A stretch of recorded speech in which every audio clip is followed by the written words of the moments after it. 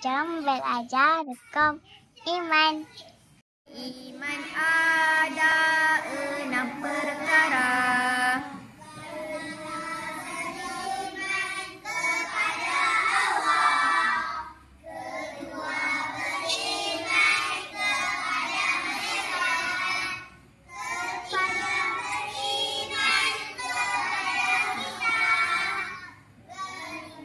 Beriman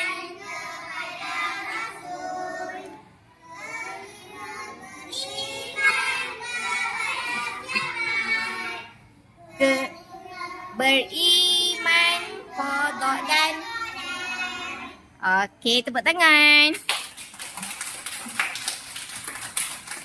Kan rukun iman yang pertama. Beriman kepada siapa?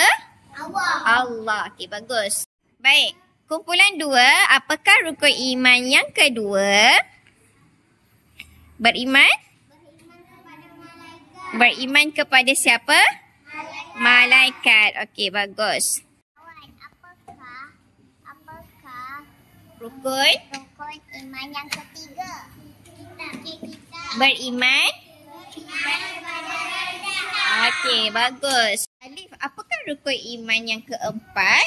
Rukun iman yang keempat, percaya pada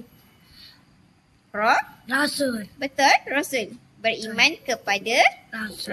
Okey, bagus. Arisha, apakah rukun iman yang kelima? Beriman kepada hari kiamat. Okey, betul ke salah? Betul. Betul. Okey, bagus. Apakah rukun iman yang keenam?